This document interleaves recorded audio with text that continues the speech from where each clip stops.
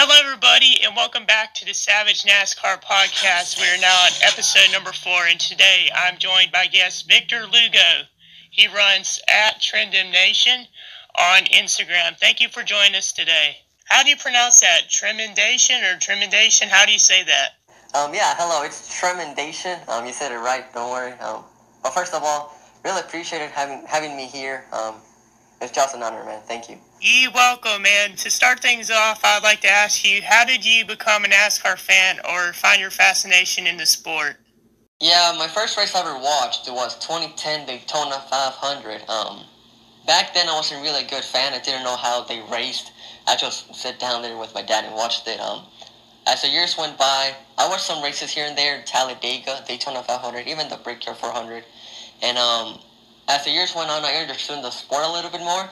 And now I'm really involved in it and really like how the fan base goes in, and it's just a great experience. And you mentioned the 2010 Daytona 500. Does that explain why you're a Jamie McMurray fan? Or how did you become a Jimmy McMurray fan? I saw in your account bio that you said that you're the number one Jimmy McMurray fan. That same year, I saw some commercials about promoting the Brickyard, so I watched that race, and fun fact, he won that race the same year. I think I didn't know he won the Charlotte race because I wasn't doing the sport back then. Then years went on, I knew he won it the same year, so I was like, okay, this guy is really good. And that's how I became a Jamie McMurray fan. And Jimmy McMurray had a great season that year. He won 3 of the big races that year. I mean, he won the Daytona 500, the Brickyard 400, and he also won the fall Charlotte race. He had a great season that year. I've never been a huge Jamie McMurray fan, but I did like him and never disliked him. He's definitely one of the coolest NASCAR drivers out there, you know what I'm saying? He never really got into fights or anything like that. He was always a cool guy and very friendly. My next question is, you started this account around midway through 2018, and can you tell us why you started this account and why you decided to start social media? In other words, what inspired you to create this NASCAR account? Yeah, this account started midway through 2018 as a reporter. I wanted to be a reporter because I saw a lot of people publishing about reporting NASCAR, etc. And I really wanted to be, to focus on that, to be someone in the social media, to the news or something. I wasn't going to be big, but I wanted to have fun with it. Then I saw memes on Instagram, like One Incarnation, YouTube, and Twitter. And then I was like, okay, I can do memes to see how it goes and do one-off thing. And I did, and it blew up. My meme blew up. I was like, okay, I'm going to start doing memes. And I really like what I do. I share them to the public, and they really like it. And I just like the way I am right here. Awesome. And your account has definitely been great. I mean, you've been uploading a lot of funny memes and NASCAR content, and a lot of people enjoy it, and I feel like your account is definitely one of the best NASCAR accounts out there, very underrated. I think as time goes along, your account will continue to grow. And now, looking forward to some things in the future, what is some other content you've been thinking about putting out? I know that you started a YouTube channel. Can you tell us a little bit more about that? Yeah, my YouTube channel started by gaming stuff. I really stream a lot of NASCAR, GTA stuff. And it shut down. I didn't bother to do YouTube anymore. And then I came back, and I don't know if people see my YouTube, but I upload NASCAR music edits. Just 30 seconds long. It's not that bad. But I really want to make my YouTube grow. I really want to go back like I did back in the day, just streaming NASCAR stuff, have fun with my subscribers, and just have a fun time and make my name grow. Cool, and I definitely understand that. Now, 2 of your other favorite drivers are Matt DiBenedetto and Alex Bowman. We'll get to more about them later, but can you tell us why you like DiBenedetto and Bowman? Yeah, I really like Matt DiBenedetto because of his personality, He never gives up. He's the biggest underdog I know, and I'm a fan of.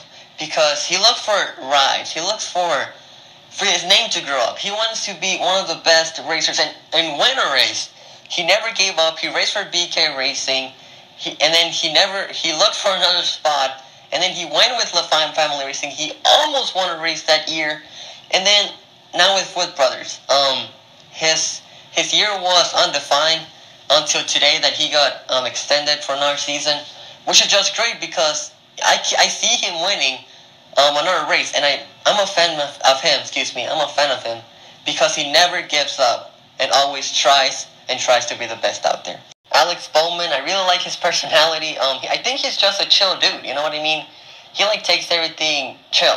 Like he doesn't get into a lot of arguments and everything. And now that he's in the 48, I don't know how to feel about that. But it's just I really liked him because I mean he's just a cool dude. He's like the next Jamie McMurray out there, but in better equipment. Nice. And Matt DiBenedetto is one of my favorite drivers too. I've been wanting to see him win so bad, and he's came close so many times. It's been really sad that he hasn't been able to win yet. He's came so close, but we'll get more into that later. And Alex Bowman, I never really liked or disliked him, and I was shocked at the news that he's going to go to the 48. I thought that he was going to stay in the 88. It kind of took me by surprise, but you know, he's an up-and-coming driver. I think he's definitely earned his spot in the Cup Series, and hope to see him win some more races in the future. Now, my next question is about Jimmie Johnson, and you made a lot of memes about him, and it became quite a big topic among your followers about your Jimmie Johnson memes, and a lot of them thought that you disliked him or hate him. What's your thoughts about Jimmie Johnson, and do you dislike the guy, or tell us about your thoughts on Jimmie? I know it's a weird question, but I had to bring it up. Yeah, don't worry. Like, the whole community asked me for this question. I don't dislike him. He just chokes, you know what I mean? Like, he's a really good dude, I understand. He won 5 consecutive championships. He's really a GOAT in the sport. But he just chokes, you know? Like, people make fun of McMurray, okay, sure. But, like, for a 7-time champ to choke all of a sudden in 2017 to 2020, it's just, 2018 to 2020 is pretty, I don't know. So I just made a meme of it and people just target me. But yeah, I don't dislike him. He just chokes. But I do have respect for him. That's facts, and I definitely agree with you. I feel like people kind of took it too personally, and I mean, yeah, Jimmie Johnson has choked and he's crashed a lot the last couple of years. And I mean, other people have been making memes about that as well. But I felt like you got a little too much backlash for that by some Jimmie fans. And I feel like that they should just realize that, you know, it was a joke. It's a meme. You know what I'm saying? Don't get offended by it. And the next topic I would like to bring up is one that we can't ignore. It's one that has been all over the news and a big, you know, storyline in the sports world and the NASCAR community was this past week's finish at Talladega, and it made me mad myself, and I kind of already spoken about that, but can you tell us some of your thoughts about the finish of the Talladega race? Yeah, that finish, really, really heartbreaking as being a Divi fan. But, I mean, I'll say, okay, good for NASCAR, because, okay, Divi did force Byron, so I'm like, okay, good. But Hamlin passed 2 cars below the yellow line. I know, right? But Buescher didn't force them. So if Buescher forced him, shouldn't Buescher get a penalty for forcing him? Excuse me. Like, I really don't want to get into a rant review, but like NASCAR, you clearly see Hamlin pass 2 cars in that double yellow line rule. Like, come on now. And then I'm sorry, but to all the Chase fans out there, Chris Buescher did not deserve that penalty. Like, I'm sorry, but Chris Buescher did not deserve that penalty at the end of the race. This is my opinion. Maybe I'm looking at it wrong, but yeah. It's just my opinion. It's just heartbreaking. I don't know if you watch my live stream on Instagram, but I was crying. I promise you all, I was crying. You can ask my buddy Jesse. He was there.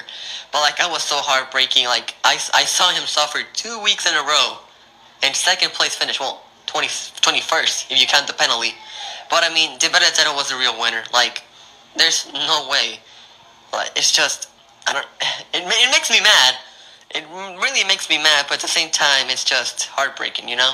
I was upset too. I thought about making a video about it, but I mean, other people got to it before I did, and they made videos that pretty much explained my thoughts about it, and, you know, basically read the minds of most of NASCAR fans. And I saw your story where you said you're crying about it. I've had some races to where, I almost cried or whatever. I was at work, so I actually didn't see the race on Sunday, so I didn't see when it happened. I just saw what happened after I got off work, and it definitely, in my opinion, was one of the worst calls in NASCAR history.